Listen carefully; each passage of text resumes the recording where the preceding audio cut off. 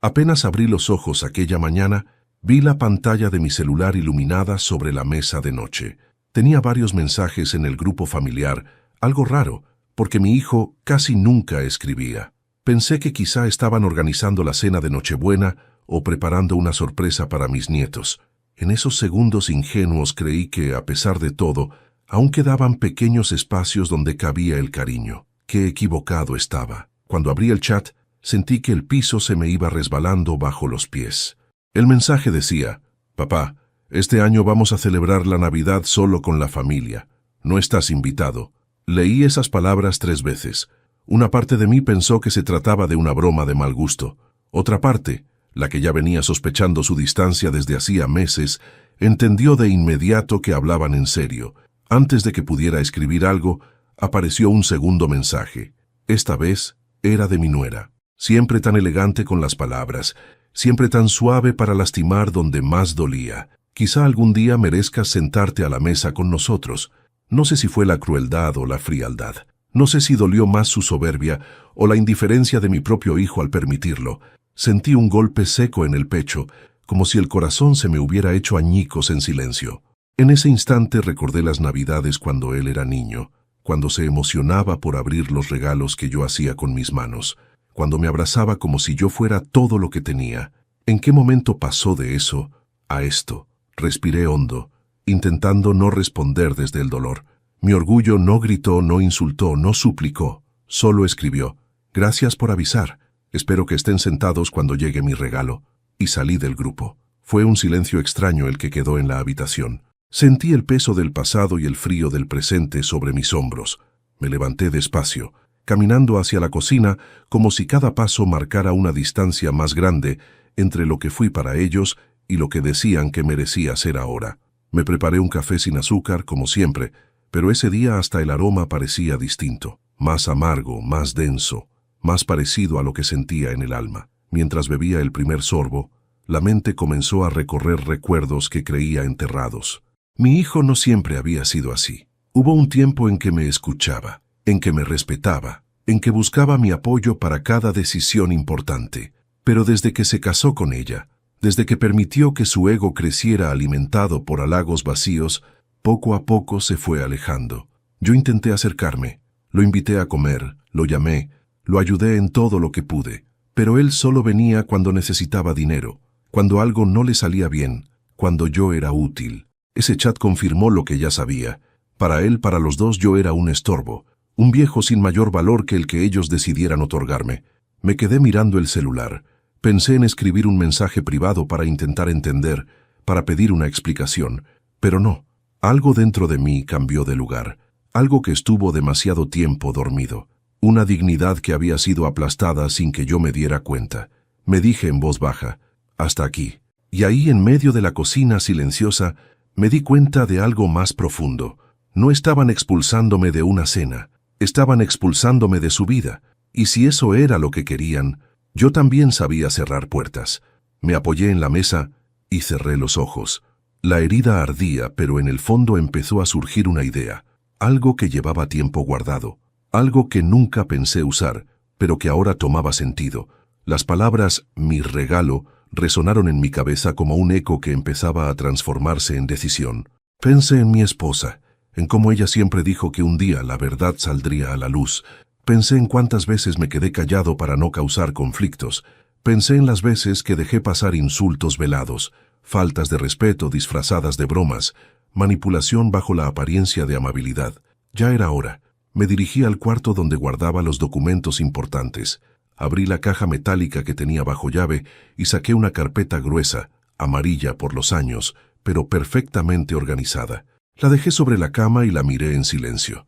Tenía el poder de cambiarlo todo, pero antes de continuar me quedé quieto, pensando si realmente debía hacerlo. ¿Valía la pena enfrentar a mi propio hijo?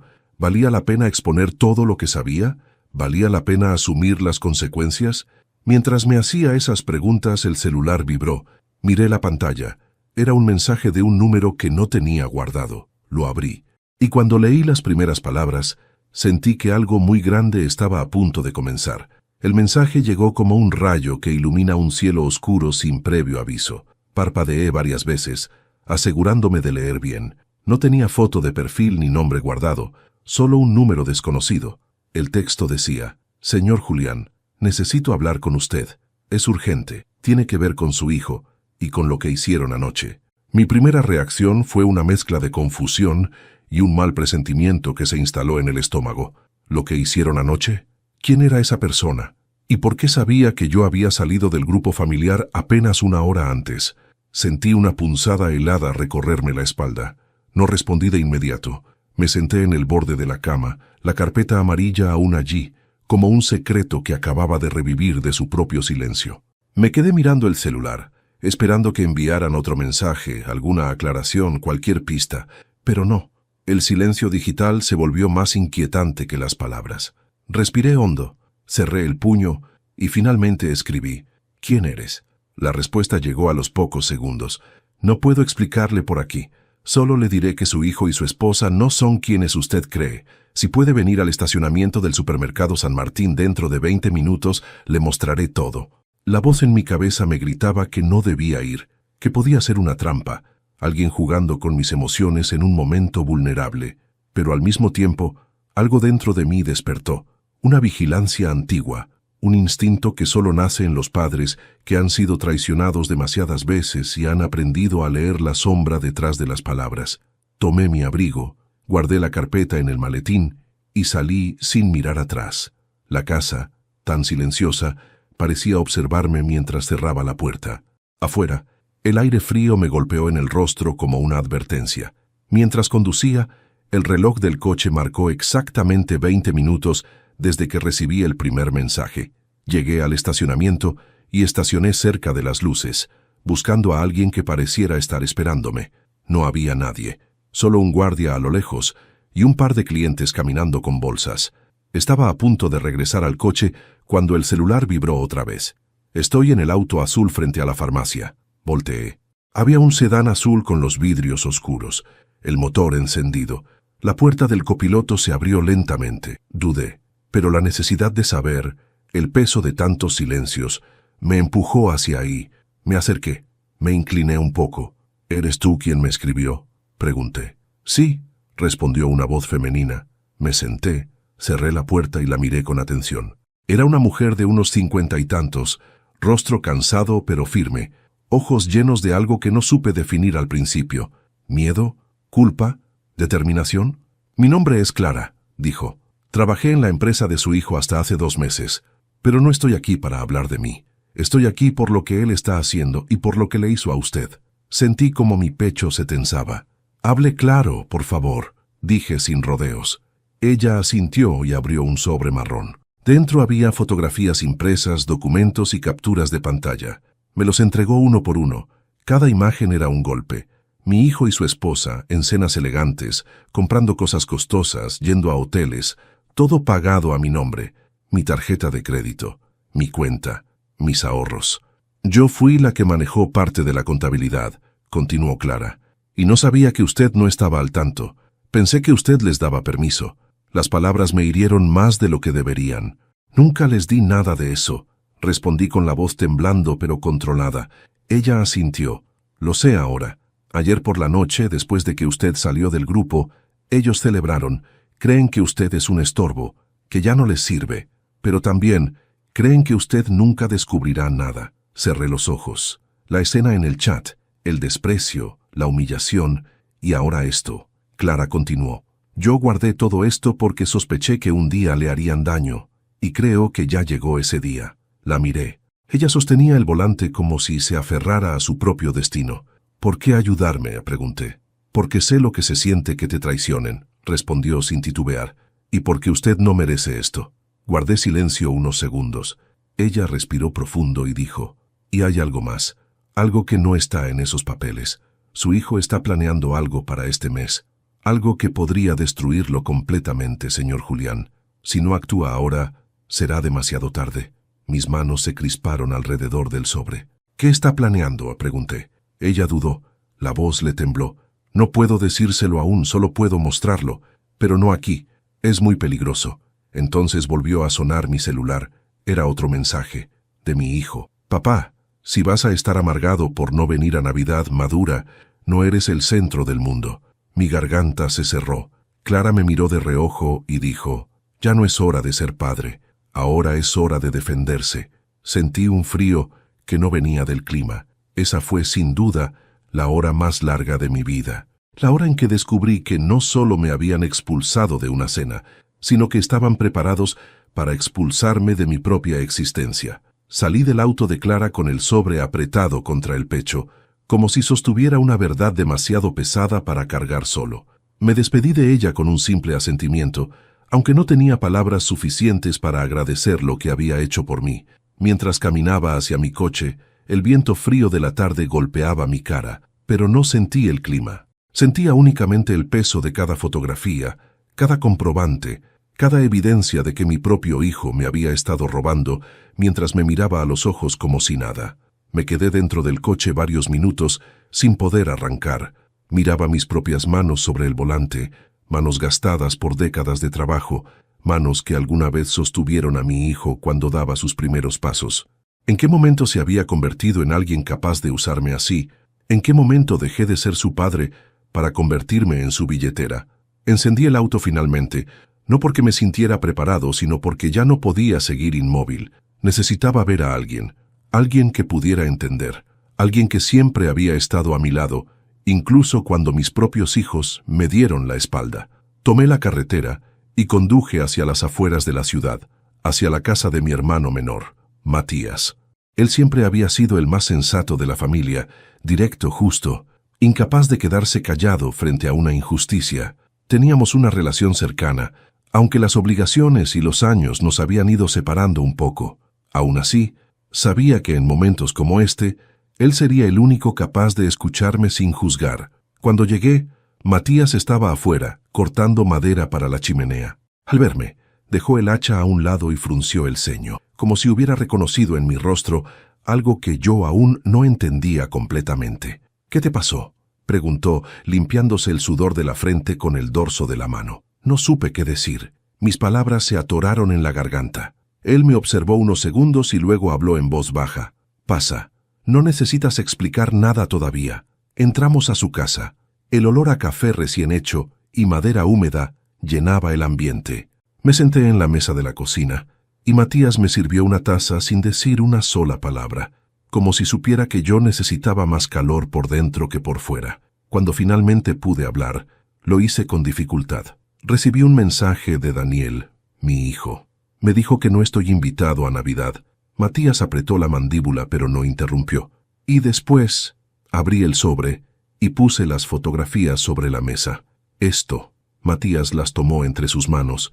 Su rostro cambió, de incredulidad a furia, de furia a tristeza. Luego dejó las fotos sobre la mesa con cuidado, como si fueran piezas de un cadáver que no quería estropear. Julián, dijo suavemente, esto no es solo ingratitud, esto es abuso. Y del peor, asentí con la cabeza. Eso no es todo, añadí.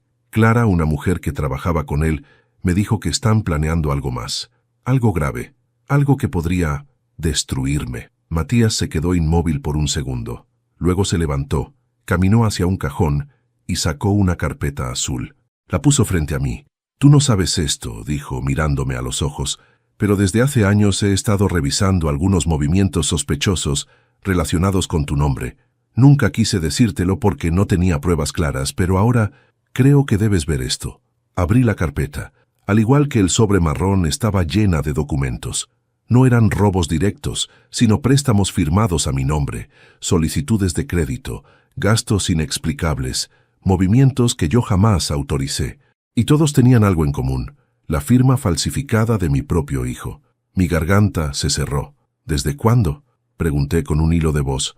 Desde hace 3 años, respondió Matías, desde que él y tu nuera comenzaron a vivir por encima de sus posibilidades. Yo quise advertirte, pero siempre estabas tan ilusionado con tus nietos, con ayudarlos. No tuve el valor de quitarte esa ilusión. Sus palabras me golpearon más fuerte que todo lo anterior. Matías siempre había sido honesto. Si él no me lo dijo es porque realmente pensó que me haría daño. Entonces, dije con la voz quebrada, ¿todo este tiempo he sido un tonto? Matías se acercó y puso una mano firme en mi hombro. No, has sido un padre. Y un buen padre siempre quiere creer en su hijo, incluso cuando no debe. Aparté la mirada sintiendo que los ojos se me llenaban de lágrimas. No sé qué hacer, confesé. Matías respiró hondo. Sí sabes, dijo con convicción, solo que nunca te has permitido hacerlo. Siempre has escogido la paz aunque te cueste la vida. Pero esta vez, no es solo tu dignidad lo que está en juego, es tu futuro, tu estabilidad y, lo más importante, tu derecho a ser respetado. Me quedé en silencio, procesando sus palabras. Matías tenía razón. Llevaba años permitiendo abusos, creyendo que el amor paternal bastaría para corregirlos.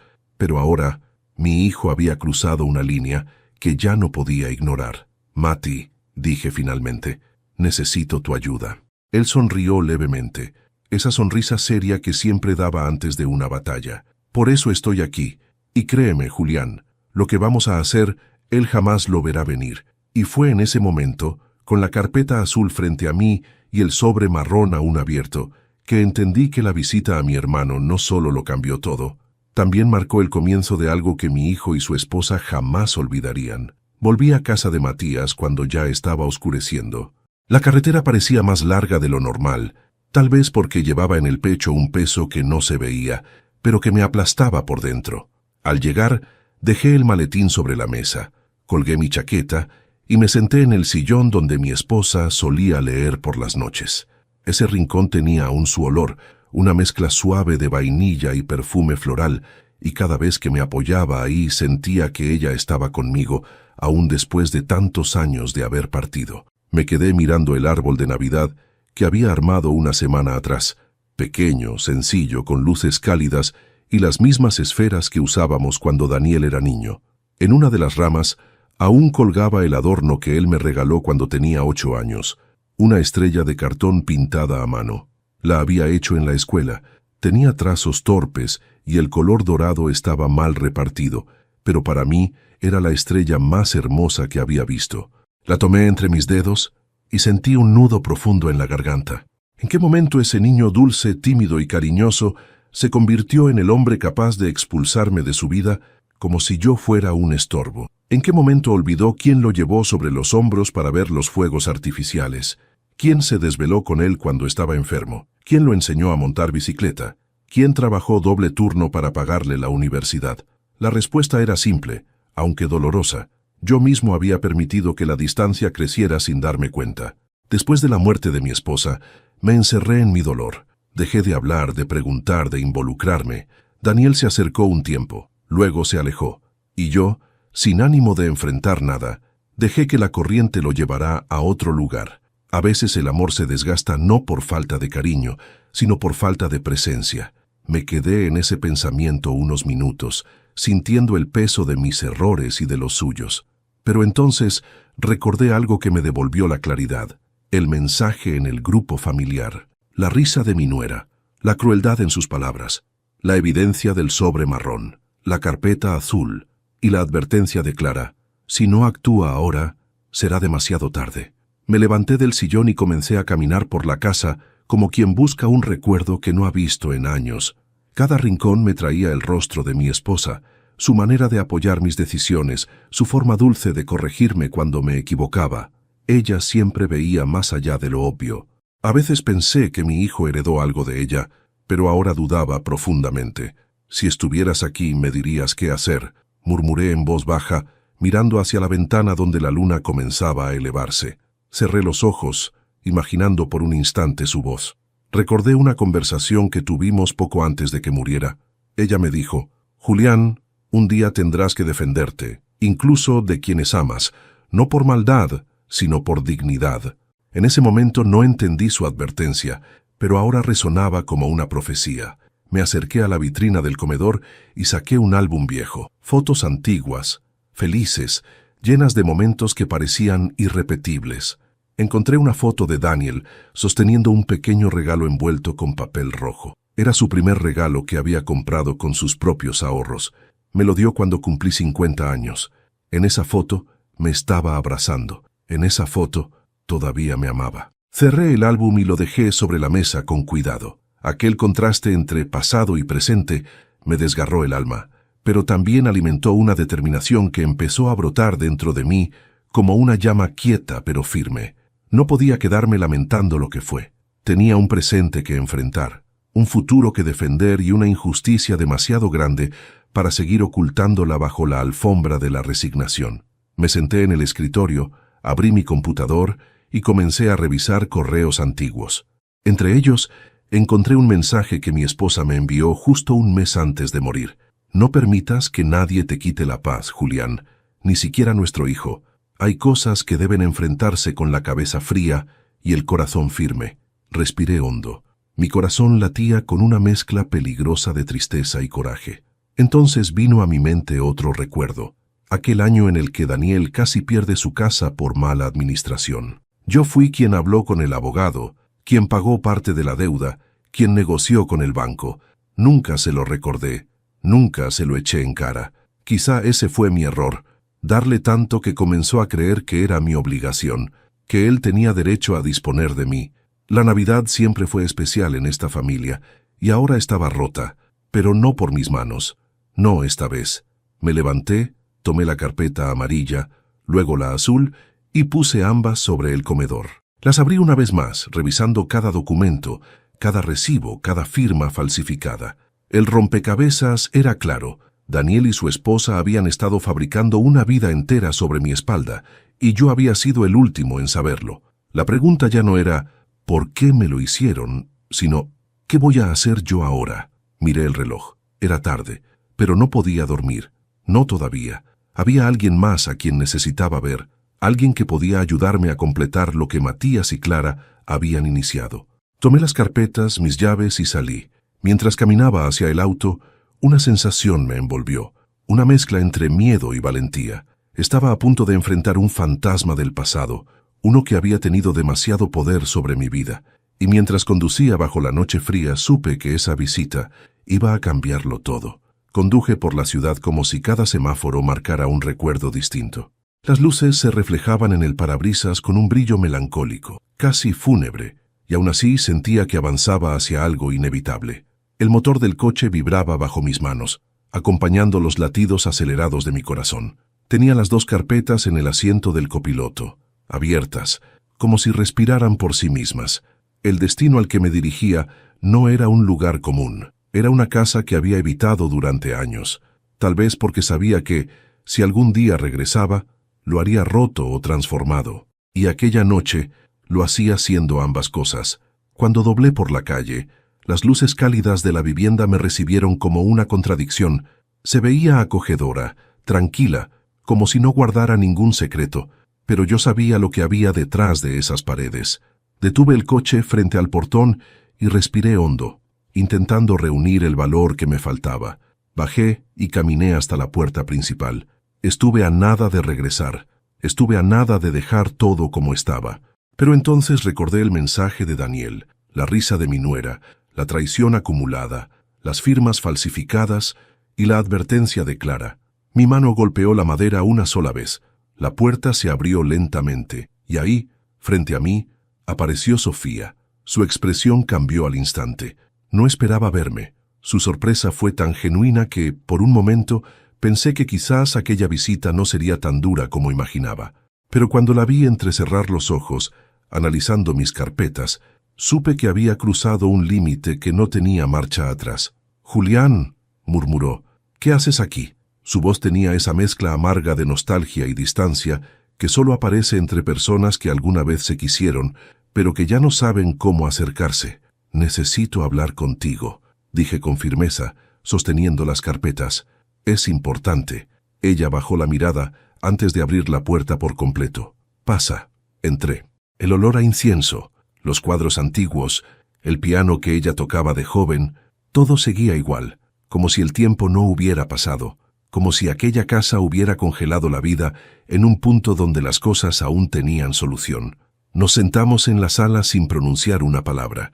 Ella me observaba con cautela, como si temiera lo que estaba a punto de escuchar. «¿Es por Daniel?», preguntó finalmente. Asentí. «Ha empeorado, ¿verdad?», dijo con un suspiro resignado. «Mucho más de lo que imaginas», respondí mientras colocaba las carpetas sobre la mesa. Ella leyó los documentos lentamente. Cada página que pasaba la hacía respirar más pesado. Fotos, transferencias, firmas, movimientos, risas, desprecio, doble vida. Cuando terminó, levantó la mirada hacia mí, visiblemente afectada. No pensé que llegaría tan lejos, dijo con un hilo de voz. Sabía que tenía problemas, pero esto es maldad pura. Sentí que un peso se aligeraba. Ella no lo defendía. No justificaba nada, solo veía la verdad. Necesito tu ayuda, dije con honestidad directa. Y no solo por mí, también por él, porque si esto continúa, terminará destruyéndose. Ella se llevó una mano al rostro, como quien intenta retener lágrimas. Julián, susurró. Hace años que dejé de tener influencia sobre él. Yo no soy nadie para él ahora. No te pedí que fueras alguien para él, respondí con suavidad. Te pido que me ayudes a detener lo que está a punto de hacer. Sofía parpadeó. ¿Qué está a punto de hacer? Sentí un escalofrío en la espalda. Clara dice que está planeando algo grande, algo que no tiene marcha atrás. No quiso decírmelo por mensaje. Sofía frunció el ceño, preocupada. ¿Tienes idea de qué puede ser? No, respondí. Pero lo conocerás lo suficiente como para saber que, si se siente acorralado, es capaz de hacer cualquier cosa. Ella asintió con tristeza. Y entonces, mientras ella trataba de controlar sus emociones, comprendí que había llegado el momento del mensaje obligatorio que debía incluir en este capítulo.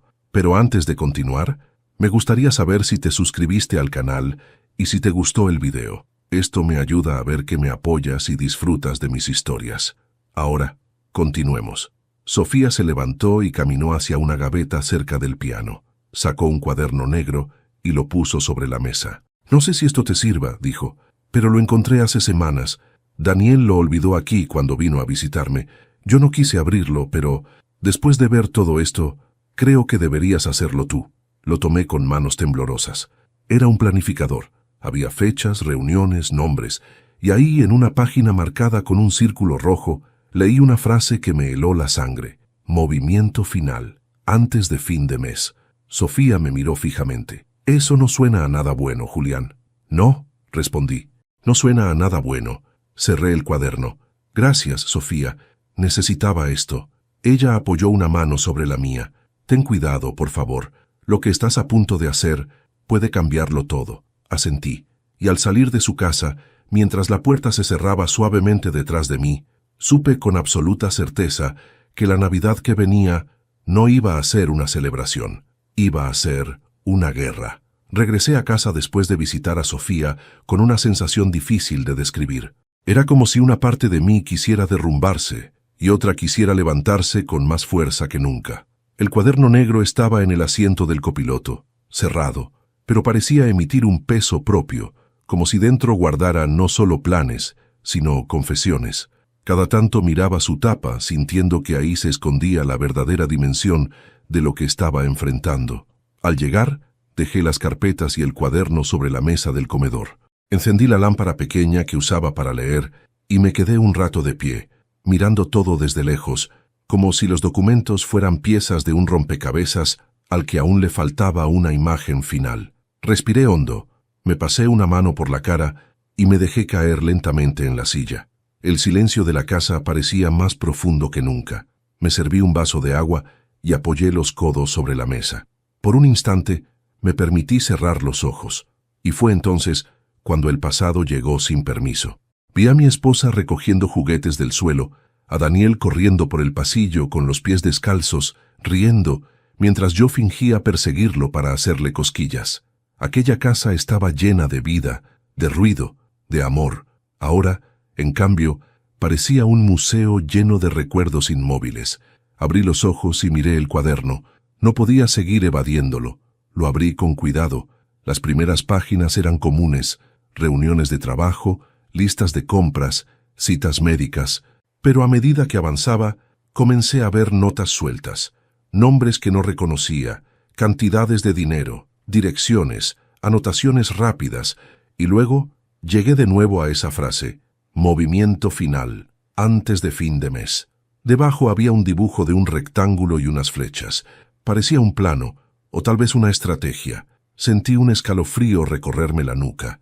No entendía completamente lo que significaba, pero sabía que no era nada bueno. Daniel estaba planeando algo que requería organización, contactos y probablemente un riesgo enorme. Mientras leía, un pensamiento oscuro comenzó a formarse en mi mente. ¿Y si todo esto no solo era abuso financiero? ¿Y si había algo más?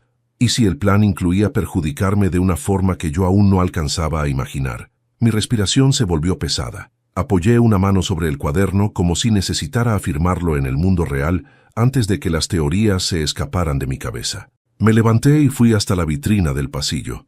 Allí, en el segundo cajón, guardaba un billete arrugado que mi esposa me había dejado antes de morir. Era un simple papel, casi amarillento por los años, pero tenía una frase escrita con su letra pulcra. Julián, si algún día la vida te obliga a endurecerte, hazlo, pero no te conviertas en lo que te lastimó. Leí esas palabras al menos 20 veces. Sentí un nudo apretándose en mi pecho. La venganza que comenzaba a gestarse dentro de mí era abrasadora, peligrosa, casi liberadora, pero las palabras de mi esposa me frenaban en seco. No podía convertirme en un monstruo, pero tampoco podía seguir siendo un hombre débil al que todos pasaban por encima. Regresé al comedor con el billete en el bolsillo. Abrí la carpeta azul que Matías me había dado. Revisé cada documento otra vez, esta vez con los ojos afilados, ya no desde el dolor, sino desde la estrategia. Tenía suficiente para destruir a mi hijo social y legalmente. Tenía pruebas que, en manos de las autoridades, podían tumbar toda su vida. Pero había algo más. Algo que no estaba ni en la carpeta ni en el cuaderno. Algo que venía creciendo desde aquella mañana en el chat familiar. La necesidad de que él entendiera lo que había hecho. La necesidad de que la humillación que me causó regresara a él, no como venganza cruel, sino como consecuencia justa. Caminé hacia la ventana y corrí las cortinas. Afuera, la calle estaba iluminada por las luces navideñas. Escuché risas lejanas, música, vida. Me pregunté cuántos de aquellos hogares celebraban mientras ocultaban sombras similares a las mías. Cuántos padres habían sido usados, cuántos hijos habían traicionado, cuántos corazones estaban rotos justo en ese momento. Me quedé ahí un rato, respirando lentamente. En ese instante comprendí algo que no había querido aceptar. El hombre que fui ya no existe. El padre paciente, tolerante, que justificaba todo, que mantenía la calma aunque le doliera el alma, ese hombre había muerto el día en que leí las palabras «No estás invitado», pero en su lugar estaba naciendo otro, un hombre que sabía pensar, actuar, defenderse y mover piezas sin temblar. No un vengador ciego, no un tirano, sino un hombre que por fin entendía el valor de su dignidad. Volví a la mesa y tomé el cuaderno. Lo cerré despacio, como quien sella una decisión absoluta. Sabía lo que debía hacer. Sabía que el regalo que mencioné en el chat familiar debía ser más que pruebas. Debía ser una lección, un espejo, un final que mi hijo no pudiera ignorar. Pero aún faltaba una pieza, la más importante, y solo había una persona en toda la ciudad capaz de dármela. Tomé las llaves del auto y salí. Mientras cerraba la puerta detrás de mí, sentí un extraño alivio. La noche estaba fría, pero mi determinación ardía. La siguiente visita sería definitiva. La noche era tan fría que el vapor salía de mi boca con cada respiración, pero dentro de mí ardía una determinación que ningún invierno podía apagar. Sabía exactamente a dónde debía ir. Había evitado ese lugar por años, porque cada ladrillo traía recuerdos incómodos, decisiones que prefería no revisar, pero ahora era inevitable. Tenía que ver a Héctor Salazar. Héctor había sido mi amigo durante décadas. Trabajamos juntos desde jóvenes, construimos cosas importantes, y aunque la vida nos llevó por caminos diferentes, él siempre mantuvo un pie en mis asuntos, incluso cuando yo creía que no. Fue él quien me advirtió, hace tiempo, que Daniel estaba empezando a torcer su camino. Yo no quise escucharlo, tal vez porque todo padre prefiere creer en la bondad de su hijo antes que aceptar la verdad que duele. Toqué la puerta de su casa, solo una vez. Suficiente para que él, con su sensibilidad de siempre, supiera que algo no andaba bien. Abrió la puerta en menos de 10 segundos. En su rostro apareció esa mezcla de preocupación y frialdad que solo muestran los hombres que han visto demasiado en la vida. «Julián», murmuró, «sabía que ibas a venir. Pasa». Entré sin decir palabra. Me quitó el abrigo y lo colgó detrás de la puerta. El calor de la chimenea contrastaba con mi estado interior. Me invitó a sentarme en la mesa del comedor y sirvió 2 vasos de whisky, como solíamos hacerlo en los tiempos difíciles. ¿Se trata de Daniel?, preguntó mientras dejaba el vaso frente a mí. Asentí con la cabeza. Saqué el cuaderno negro, la carpeta azul y el sobre marrón. Los puse sobre la mesa como quien coloca evidencia en un juicio. Héctor no dijo nada. Solo observó, esperando que fuera yo quien hablara primero. Y así lo hice. Le expliqué todo. Desde el mensaje cruel de Navidad, pasando por lo que Clara me reveló, hasta la visita a Sofía y el plan siniestro que se escondía en las páginas del cuaderno. Héctor escuchaba sin interrumpir, como si cada palabra reforzara algo que él ya sospechaba desde hacía mucho tiempo. Cuando terminé, él respiró hondo y llevó su vaso a los labios lentamente. «Julián», dijo finalmente, «tu hijo está jugando con fuego y está a punto de arrastrarte con él». «Lo sé», respondí con un hilo de voz. «Por eso vine. Necesito tu ayuda». Él se reclinó hacia atrás, entrelazó las manos y me miró fijamente. «Cuando tu esposa murió, tú dejaste de ver el mundo como es», dijo con una honestidad brutal. «Y Daniel lo aprovechó. Te vio vulnerable, te vio ciego de dolor. Y cuando uno deja de cuidar su terreno, otro toma las decisiones. Tu hijo tomó las tuyas». Me dolió escuchar eso, pero tenía razón. «Héctor», dije, «¿qué significa movimiento final antes de fin de mes? ¿Qué está planeando?». Él tomó el cuaderno, revisó las páginas marcadas y cerró los ojos unos segundos, como si un recuerdo desagradable le atravesara la mente. «Esto, Julián», dijo golpeando suavemente la tapa del cuaderno, «esto no es solo un plan empresarial, ni un fraude más. Esto es el tipo de movimiento que deja a alguien destruido». Me tensé. «¿Estás diciendo que quiere perjudicarme de forma legal, financiera e incluso emocional?», respondió. «Lo que veo aquí es una estrategia para deshacerte. Literalmente, podría estar planeando transferencias de responsabilidad, endeudamiento a tu nombre, incluso incriminarte en algo si fuera necesario». Un escalofrío me recorrió el cuerpo. «¿Tú crees que sería capaz?».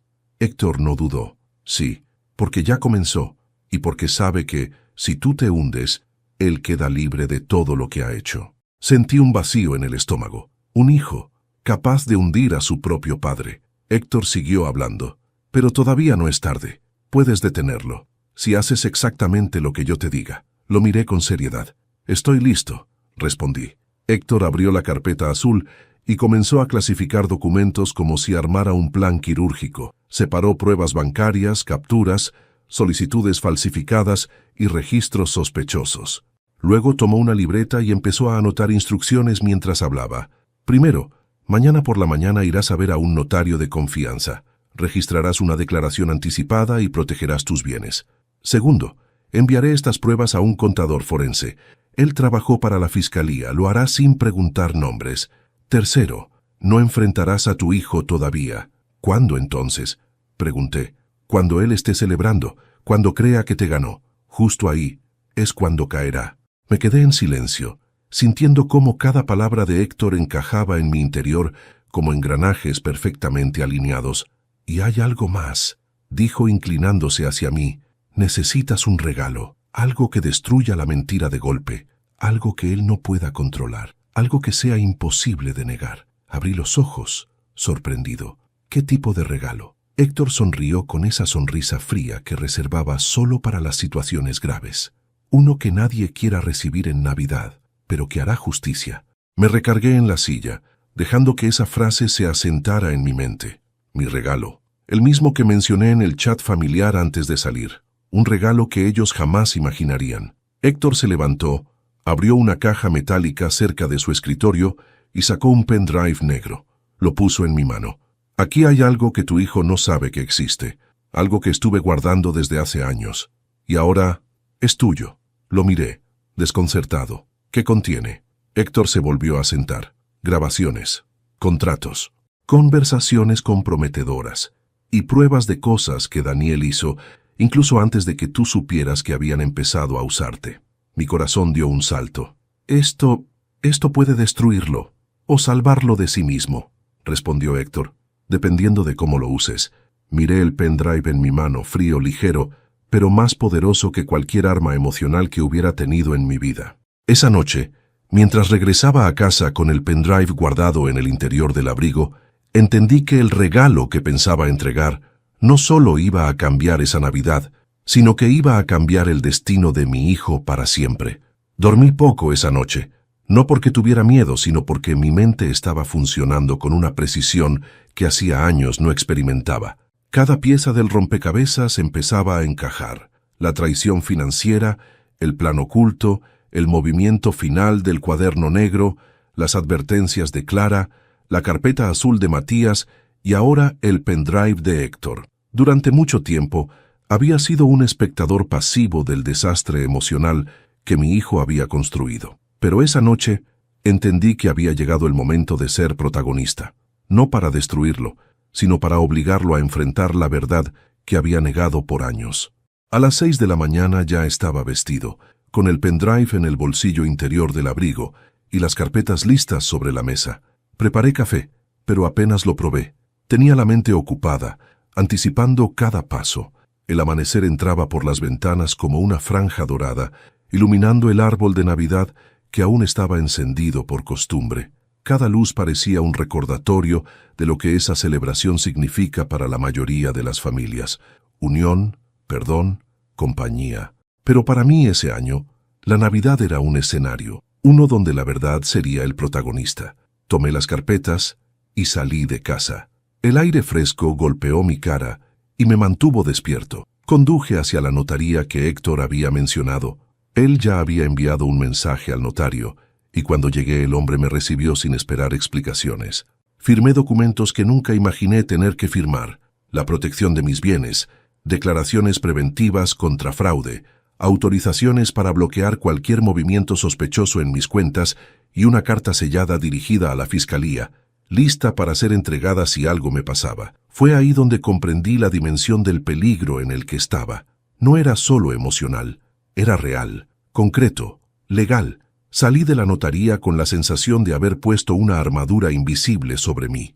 Esa armadura no me hacía invencible, pero me daba protección suficiente para soportar el golpe que estaba por venir. Mientras conducía hacia casa, sentí por primera vez en muchos años que tenía el control de mi vida. No dependía de las decisiones de nadie más. No estaba suplicando amor, estaba actuando desde la dignidad. Al llegar, mi celular vibró. Era un mensaje de Daniel. «Papá, ya que estás tan sensible, te aviso que hoy vendrán unos invitados para ver la casa. Estamos considerando venderla. Total, tú no la usas». Mis manos se tensaron sobre el teléfono. Esa casa era mía, y no porque la escritura llevara mi nombre, sino porque cada rincón había sido construido con esfuerzo. Pero Daniel, en su arrogancia, creía que nada me pertenecía realmente. Para él, todo era un botín, un recurso, una carta que podía jugar. Respiré hondo y escribí solo: «Perfecto, yo también tengo una sorpresa para esta noche». No hubo respuesta. Guardé el teléfono en el bolsillo y me senté en el sillón. Miré alrededor. Esa casa contenía mi historia, pero también contenía algo que Daniel no veía: pruebas, recuerdos, amor, cosas que él había despreciado sin entender que eran la base de todo. Pasé horas revisando el pendrive. Héctor no había exagerado. Había grabaciones de conversaciones entre Daniel y su socio donde hablaban de desviar fondos, falsificar contratos, culparme a mí si algo salía mal. Había correos electrónicos donde mi hijo con total frialdad decía: «Mi viejo ya está viejo. Si cae él, no pasa nada». Leí eso más de 10 veces. Mi hijo, mi propio hijo, sentado frente a un computador, escribiendo mi sentencia sin un atisbo de remordimiento. También había videos grabados con cámara oculta donde él se burlaba de mí, donde decía que yo no tenía ni cerebro ni fuerza para defenderme, que lo tenía todo planificado, que cuando se deshiciera de mí, por fin sería libre. Verlo con mis propios ojos fue como sentir un cuchillo entrando despacio, despacio, despacio en el pecho. Pero esa herida no me destruyó, me hizo más fuerte. A las 5 de la tarde estaba listo. Me puse una camisa limpia, me peiné y guardé las carpetas y el pendrive en un maletín elegante. No iba a aparecer como un mendigo rogando por un lugar en su mesa. Iba a aparecer como un hombre, como un padre que merecía respeto, como alguien que llevaría un regalo que jamás olvidaría. Faltaba un detalle: el sobre blanco. Lo escribí a mano con letra firme. Lo sellé y lo guardé en el bolsillo del abrigo. Ese sobre contenía una sola frase que haría temblar a cualquiera que tuviera algo que ocultar. Salí de casa a las 6. El cielo estaba oscuro y las luces de Navidad iluminaban las calles con ese brillo que parece bonito solo cuando el corazón está en paz. En mi caso, eran luces de advertencia. A las 6:30 llegué frente a la casa de Daniel. Estaba decorada con adornos costosos, luces sincronizadas, música navideña suave sonando desde dentro. Habían gastado dinero en exceso, dinero mío seguramente. Aparqué el coche y observé desde la distancia. Se escuchaban risas. Muchos invitados, seguro la familia de mi nuera. Gente que nunca me quiso pero que disfrutaba de lo que yo les podía proporcionar. Toqué el timbre. Silencio. Luego pasos. La puerta se abrió. Mi nuera apareció primero. Llevaba un vestido rojo brillante, maquillaje perfecto, sonrisa artificial. Esa sonrisa se borró en cuanto me vio. «¿Qué haces aquí?», dijo, como si yo fuera un intruso. «Vine a entregar mi regalo», respondí tranquilamente. Daniel apareció detrás de ella. Tenía una copa en la mano. Vestía elegante. Estaba confiado. Sobraba desdén en su mirada. «Papá», dijo con voz neutra, «ya te dijimos que la cena de este año es solo para la familia». «Lo recuerdo», respondí, «pero vine igual, no a cenar, a entregar algo». Me miraron con desconfianza. Sus invitados asomaron la cabeza desde la sala. Varias caras conocidas, todas mezcladas entre burla y curiosidad. «Hazlo rápido», dijo mi nuera. «No queremos un espectáculo». Sonreí levemente. «Oh, esto sí será un espectáculo, pero no como crees». Con calma, abrí el maletín y saqué la carpeta amarilla. La coloqué en la mesa de entrada. Luego, la carpeta azul. Finalmente, el pendrive. «¿Qué es todo eso?», preguntó Daniel, frunciendo el ceño. «Tu vida», respondí, «tal como la construiste, y tal como está a punto de derrumbarse». Todos quedaron en silencio. Tomé el pendrive entre los dedos. «Esto contiene grabaciones de tus transacciones ilegales, de tus conversaciones con tu socio, de tus insultos hacia mí y de tu plan para destruirme antes de fin de mes». Su rostro perdió color. «Papá, no sabes lo que dices. Sé exactamente lo que digo, y sé exactamente lo que hiciste». Saqué el sobre blanco y se lo entregué. «Tu regalo». Lo abrió con manos temblorosas.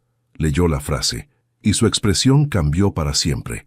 Su nuera se acercó, arrebató el papel y leyó también. La frase era simple: «Ya entregué todo esto a la fiscalía». Un murmullo se extendió entre los invitados. Daniel retrocedió un paso, luego otro. «Papá, por favor», dijo con voz quebrada, la primera vez que lo escuchaba vulnerable en años. Yo lo miré con calma, con una serenidad que no sabía que tenía. «Esta Navidad no vine a comer. Vine a terminar lo que empezaste cuando me expulsaste del grupo. Vine a darte el regalo que mereces, la verdad». Mi nuera gritó: «Esto es una locura. Esto no es justo». «Tienes razón», respondí. «No es justo, pero es necesario». Y entonces, sin levantar la voz, dije: «A partir de hoy, caen tus máscaras, Daniel, y comienza tu caída». Los invitados no sabían qué hacer. Algunos murmuraban entre ellos, otros se apartaban, otros miraban a Daniel como si de pronto lo vieran de verdad por primera vez. Mi hijo, el rey de esa mesa, acababa de perder su corona, y la noche recién comenzaba. El silencio que siguió fue tan profundo que podía escucharse el zumbido de las luces navideñas. En la entrada de la casa de mi hijo, con todos los invitados congelados en sus posiciones, Daniel parecía un animal acorralado, ojos abiertos, respiración pesada, manos temblorosas. Esa expresión no se la había visto ni de niño. Era la mirada de alguien que por primera vez en su vida se descubría pequeño. Mi nuera apretó el papel entre sus dedos, arrugándolo con rabia. «¿Esto es una amenaza?», escupió. «Esto es un abuso de un viejo resentido». «No es una amenaza», respondí, manteniendo mi voz tranquila. «Es una consecuencia de tus actos, de los suyos, de años de desprecio». «Mentira», gritó Daniel, aunque su voz se quebró en la última sílaba. «Tú no tienes nada». Coloqué el pendrive sobre la mesa con suavidad. «Todo está ahí, y en la fiscalía. No puedes evitarlo, no puedes esconderlo. No puedes inventar una excusa esta vez». El temblor en sus manos aumentó. Retiró la copa de vino de su boca, la dejó a medias y dio un par de pasos hacia mí. «¿Qué quieres, papá?», susurró. Esa frase, dicha así, por él, me atravesó. No era arrogante, no era burlona, sonaba humana. Era la primera vez que lo escuchaba hablarme como un hijo que sabía que ya no tenía escapatoria. «Quiero», respondí con calma, «que asumas lo que has hecho». «Yo no hice nada», gritó de nuevo, perdiendo el poco control que le quedaba. Las luces del salón lo iluminaban justo desde arriba. Su sombra se reflejó en la pared detrás de él, enorme y deformada, una imagen perfecta de lo que se había convertido. Un hombre que creía ser más grande de lo que era. Los invitados empezaron a murmurar. Algunos se alejaron hacia la sala, incómodos. Otros, fascinados por el escándalo, se quedaron cerca. A nadie le gusta un conflicto familiar, excepto cuando es ajeno. Las caras mezclaban miedo, sorpresa y en algunos un matiz desagradable de entretenimiento. Yo respiré hondo y di un paso adelante. «Daniel», dije su nombre como si fuera una campana que debía despertar algo en él. «Este es el final del camino que tú elegiste». Mi nuera se interpuso entre nosotros. «No vas a destruir nuestra familia», dijo con firmeza, como si estuviera interpretando un papel. «Ustedes ya la destruyeron hace mucho», respondí. «Yo solo estoy levantando los restos para entender qué pasó». Ella apretó la mandíbula. «Tú no puedes arruinarnos», dijo, mirando a Daniel de reojo, temiendo más por su imagen que por él. «Yo no los arruiné», corregí. «Ustedes se arruinaron solos cuando decidieron humillar, manipular, mentir y robar». Daniel levantó la cabeza lentamente. Tenía los ojos rojos. «Papá, por favor», volvió a decir, pero esta vez parecía que iba a desplomarse. «¿Qué?», pregunté. «Por favor, ¿qué, hijo? ¿Que olvide lo que intentaste hacer? ¿Que finja que no planeabas culparme para salvarte a ti mismo? ¿Que acepte seguir siendo el saco donde guardas tu basura?» Su rostro se desmoronó. Finalmente lloró, solo una lágrima. Pero para él era como un derrumbe. «Yo no quería», murmuró. Héctor, que había llegado en silencio y estaba parado afuera, justo en la entrada, intervino por primera vez. «No quería, no», dijo el abogado. «Lo hizo, y está todo aquí». Sostuvo una carpeta gruesa y la levantó delante de los presentes. Documentos, firmas falsificadas, movimientos bancarios, mensajes con su socio, y se giró hacia todos. «Señoras y señores, esto no es un drama familiar, es un delito». El salón se estremeció. Varias personas se taparon la boca. Una señora dejó caer su copa al suelo. Un niño dejó de cantar la canción navideña que estaba repitiendo en bucle cerca del árbol. Mi nuera dio un paso atrás. Su expresión cambió. Ya no estaba enojada. Estaba aterrada. «Daniel, dime que esto no es cierto», le gritó, pero él no respondió. Y ahí supe que el golpe final no tenía que venir de mí. Tenía que venir de él mismo. «Mírame, hijo», dije. Lentamente lo hizo. «No estoy aquí para destruirte», continué. «Estoy aquí para detenerte, porque si no lo hago yo, la vida lo hará. Y será peor». Se llevó las manos al rostro. Respiraba agitado. Yo solo quería... No terminó la frase. «¿Qué querías, Daniel?», pregunté con suavidad. Él deslizó una mano por su pelo desesperado. «Quería ser alguien, quería no ser pobre, no ser invisible, no ser como yo», completé. Se congeló. Ese era el núcleo de todo. El temor de parecerse a mí, el miedo de heredar mis carencias, la idea equivocada de que yo era un fracaso. «Papá, tú siempre fuiste», titubeó. «¿Débil?», sugerí. Bajó la mirada. «No eres mi espejo, Daniel», dije con firmeza. «Nunca lo fuiste, pero decidiste hacerme tu excusa. Cada error tuyo lo justificaste con mi nombre». Él cerró los ojos, derrotado. «Yo no sé cómo llegué hasta aquí». «Lo sé», respondí suavemente, «y por eso estoy aquí, para que pares antes de destruirte por completo». Héctor dio un paso adelante. «Julián», me dijo en voz baja, «si quieres podemos detenernos aquí. Esto ya es suficiente». «No», respondí, «aún falta algo». Me giré hacia los invitados, la familia de mi nuera, amigos, vecinos, todos escuchando. Durante años mi hijo creyó que el valor de un hombre se medía por el dinero, por las apariencias, por la mesa a la que se sienta, dije. Yo también fui culpable de dejarlo creer eso, quizá porque nunca supe enseñarle que el verdadero valor se mide de otra forma. Un silencio intenso cubrió el salón. Pero hoy, continué, en esta noche que llamaron solo para la familia, quiero decir algo. Respiré hondo. Yo también soy familia. Y aunque ustedes intentaron borrarme de esta mesa, sigo siendo el padre de este hombre. Mi nuera frunció el ceño. Tú no mereces...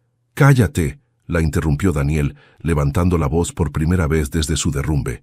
Ella se quedó paralizada. Papá, dijo acercándose, yo no sabía que esto llegaría tan lejos. Yo creí que tenía control, que podía... Tomó aire, que podía manejar todo. No puedes manejar la vida como un negocio, respondí. No, admitió, ya lo sé. Se giró hacia su esposa. ¿Y tú?, dijo temblando. Tú sabías todo, todo. Ella retrocedió. ¿Qué dices? Tú sabías lo del socio, sabías lo de las cuentas, sabías... Su voz se quebró. Sabías que estaba usando el nombre de mi padre para cubrir mis errores. El salón explotó en murmullos. Yo lo miré, con tristeza, con amor, con decepción, todo mezclado. Su esposa gritó. Eso es mentira. No sabía nada. Pero Daniel la señaló, temblando. Tú me dijiste que, total, él ya está viejo. ¿Qué si cae el primero mejor para nosotros? Su esposa se quedó muda. Los invitados comenzaron a alejarse de ella como si fuera tóxica. Héctor intervino. Todo está grabado. La mujer se desplomó en el sofá derrotada, más preocupada por su reputación que por el daño causado. Daniel se giró hacia mí. Sus ojos estaban llenos de lágrimas. Papá, perdóname, susurró. La frase cayó como una piedra en el agua, generando ondas que me atravesaron entero. No esperaba escucharla esa noche. Quizá nunca. No sé si puedo perdonarte hoy, respondí con honestidad, pero sí sé que puedo acompañarte a enfrentar lo que venga. Él bajó la cabeza. Voy a entregarme, dijo. No quiero huir de esto. Me quedé quieto. Lo observé. Ese acto, esa frase, era la primera elección adulta que hacía en años. Eso es tuyo, dije señalando el pendrive. No mío, no de Héctor, no de tu esposa. Tuyo. Daniel lo tomó entre sus manos. Parecía que sostuviera un pedazo de su propia alma. Papá, dijo con un hilo de voz, no me abandones ahora. Me acerqué. Puse una mano en su hombro. No vine a abandonarte, respondí. Vine a liberarme, y ojalá liberarte también. Él cerró los ojos. Los invitados se retiraron en silencio. Héctor recogió las carpetas. Mi nuera desapareció en la cocina llorando. Yo me quedé con mi hijo. 2 hombres cansados, 2 heridas expuestas, 2 vidas que por primera vez se miraban de frente. Esa noche no hubo cena, no hubo celebración, no hubo brindis. Solo hubo verdad. La verdad que por fin había llegado a la mesa. La madrugada cayó sobre la casa como un manto pesado, después del caos, del llanto, de las confesiones y de los silencios incómodos. El mundo parecía haberse detenido. Las luces del árbol seguían encendidas, parpadeando con un ritmo lento y triste, como si también hubieran presenciado demasiado para una sola noche. Daniel estaba sentado en el sofá, con el rostro entre las manos. Su respiración era irregular, pero ya no lloraba. Era como si hubiese vaciado todo lo que tenía dentro, y ahora quedara solamente el cansancio. Me acerqué despacio. A pesar de todo, seguía siendo mi hijo, y verlo reducido a ese estado me revolvía el alma. Papá, susurró sin levantar la cabeza. Nunca pensé que terminaría así. Me senté a su lado dejando espacio entre nosotros, no por distancia emocional, sino porque sabía que necesitaba aire para entenderse a sí mismo. Nadie piensa que va a llegar hasta el borde del abismo, respondí. Pero llegaste, y lo importante es que no diste el paso final, te detuviste. Él levantó la mirada. Sus ojos estaban rojos, hinchados, pero había algo más ahí, una chispa, una pequeña luz, como si estuviera despertando después de años de dormir dentro de su propio ego. No sé cómo reparar todo esto, admitió. No se repara de golpe, dije. Se hace un día a la vez. Guardó silencio. Sus manos temblaban sobre sus rodillas. Por primera vez en la noche, parecía realmente dispuesto a escucharme. Yo era tan arrogante, dijo con la voz apagada. Creía que merecía todo, que el mundo me debía algo, que tú me debías algo. ¿Y qué creías que yo te debía, hijo? Pregunté suavemente. Se quedó pensando un largo rato. Éxito, respondió finalmente. Creí que debías darme la vida que tú nunca tuviste. Una casa grande, dinero, comodidades. Creí que si no me dabas todo eso, significaba que no me querías lo suficiente. Sus palabras fueron un golpe directo al pecho, no de dolor, sino de verdad. Por primera vez, entendí realmente lo que había sido para él crecer a mi lado. Un niño mirando a un padre que trabajaba demasiado, que llegaba tarde, que cargaba culpas que nunca decía en voz alta. Un niño que, sin entenderlo, había interpretado mis silencios como fracasos. Hijo, dije, yo nunca pude darte lujos, pero te di todo lo que podía. Mi tiempo, mi fuerza, mi espalda cargando cajas para poner comida en la mesa. Lo sé, susurró, bajando la mirada. Lo sé ahora. Pero en mi cabeza siempre había una voz que decía, tu papá es débil, tu papá se conforma, tú no puedes ser como él. Y me volví esto. Levantó una mano e hizo un gesto hacia sí mismo, como si fuera un objeto roto que alguien había abandonado en un rincón. No eres débil, le dije, pero confundiste ambición con hambre, y confundiste hambre con desesperación, y la desesperación te llevó a traicionarte a ti mismo. Y a ti, agregó, con un hilo de voz. Lo miré un largo rato. No quise responder enseguida. Quería que entendiera que el perdón, si llegaba, tenía que venir del corazón, no de un impulso. Sí, admití finalmente, también a mí. Daniel pasó una mano por su rostro y se levantó despacio. Caminó hacia la ventana, mirando la calle silenciosa, todavía adornada con luces navideñas que parecían observarlo. Voy a entregarme, papá, dijo finalmente. No huiré más. Me lo debo a mí mismo, y te lo debo a ti. Cerré los ojos un segundo. Esa respuesta era la primera decisión realmente adulta que había tomado en toda la noche. No estarás solo, le aseguré, pero tendrás que enfrentar todo lo que venga, sin excusas, sin mentiras, sin culpar a nadie. Lo sé, susurró, y lo haré. En ese momento apareció mi nuera desde la cocina. Su rostro estaba manchado de lágrimas y maquillaje corrido. A diferencia de Daniel, en ella no había arrepentimiento sincero, sino puro miedo a perderlo todo. Daniel, amor, intentó acercarse. Tú no vas a dejar que nos destruyan, ¿verdad? Tú vas a arreglar esto. Podemos recuperarnos. Podemos... Él levantó la mano pidiéndole silencio. Nunca había hecho algo así con ella. Ella se quedó petrificada. Esto lo hice yo, dijo Daniel, y lo enfrentaré yo. No arrastraré a nadie más. Y no aceptaré que uses a mi padre para intentar salvarte. Ella abrió la boca, incrédula. ¿Estás eligiendo a tu padre antes que a mí? Daniel respiró hondo. Estoy eligiendo la verdad. La mujer retrocedió como si le hubieran quitado el aire. Se apoyó en la pared y comenzó a llorar, pero no había dolor en su llanto. Había furia, miedo y frustración. Su máscara finalmente había caído. Daniel se giró hacia mí. Necesito que estés conmigo mañana, me dijo. Cuando vaya a hablar con el abogado, estaré, respondí. Nos quedamos los dos en silencio. No hacía falta decir más. La mañana siguiente llegó fría y gris. Las calles estaban húmedas por la llovizna y la ciudad parecía moverse más despacio, como si también sintiera el peso de lo ocurrido. Daniel estaba listo temprano. Llevaba una chaqueta negra y el rostro serio. Parecía más joven y al mismo tiempo más viejo. Era un hombre que había pagado un precio muy alto por aprender una lección básica, que la verdad siempre llega. Héctor nos recibió en su oficina. Daniel, Julián, saludó. Pasen, tenemos mucho que tratar. Nos explicó todo lo que venía. Declaraciones, acuerdos, responsabilidades. Daniel escuchó cada palabra sin interrumpir. Llevaba un cuaderno pequeño donde escribió una sola frase: no repetir el error.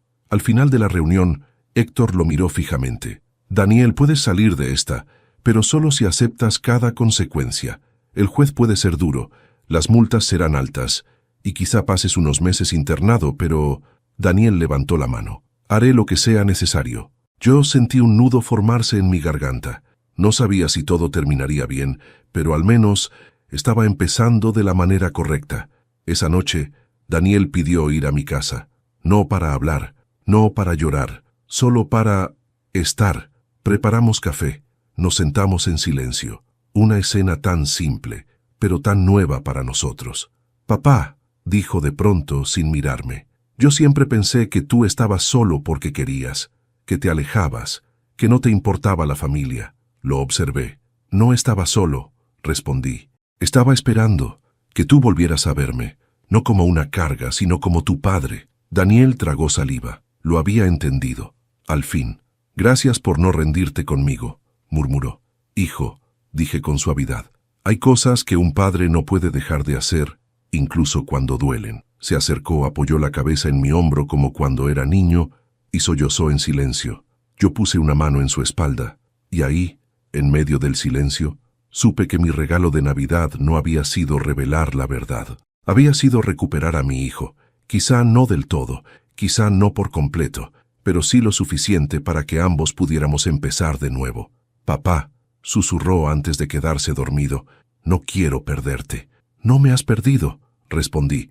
Me perdiste cuando dejaste de verme, y hoy me volviste a encontrar. Lo cubrí con una manta.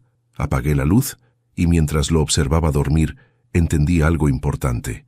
Había sido una Navidad dolorosa, cruel, desgarradora, pero también había sido la primera que me devolvió algo que creí perdido para siempre. A mi hijo, a Daniel, a nosotros.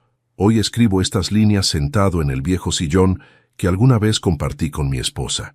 La casa está en silencio, pero ya no es un silencio que duele. Es un silencio que acompaña, un silencio que respira conmigo, tal vez porque, después de tanto tiempo, ya no estoy solo. Daniel duerme en la habitación de invitados. A veces, se queda aquí para no sentirse perdido entre tantas decisiones que ahora debe enfrentar. Lo observo desde la puerta, y aunque ya es un hombre hecho y derecho, lo sigo viendo como aquel niño que corría hacia mí, con la cara manchada de chocolate pidiéndome que lo cargara. La vida da vueltas extrañas. Uno piensa que lo perderá para siempre, hasta que el destino se encarga de traerlo de vuelta cuando más falta hace. Muchos me preguntan si lo perdoné. La verdad es que no existe una respuesta simple. El perdón no es un interruptor que se enciende de golpe. Es un camino, uno que se recorre paso a paso, aunque duela. Daniel traicionó mi confianza, sí, me humilló, me utilizó, me dejó fuera de su vida, pero también volvió con los ojos abiertos, con el corazón dispuesto, con una intención real de reparar lo que rompió.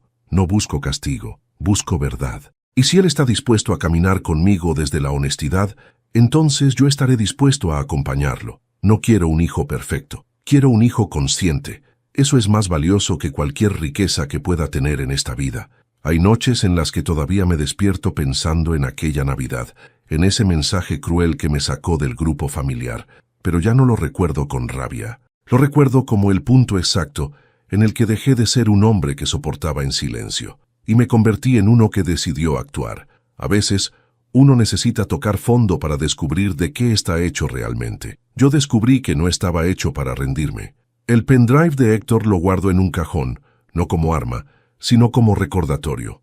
No para amenazar a mi hijo, sino para asegurarme de no volver a cerrar los ojos ante lo que tengo delante. La vida no siempre avisa dos veces. Ese fue el regalo más extraño que recibí en Navidad, y de alguna forma también el más necesario.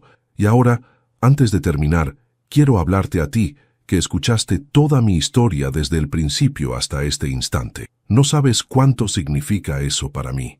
Tu compañía, incluso desde lejos, me recuerda que nuestras historias importan, que nuestras voces valen, que siempre existe alguien dispuesto a escuchar. Soy Julián González, y esta fue mi historia. Si te conmovió, te invito a suscribirte al canal, dejar tu me gusta en el video, y contarme aquí abajo qué te pareció y desde qué ciudad nos ves. Tu participación me ayuda a seguir compartiendo relatos que nacen del alma. Gracias por estar aquí, de verdad.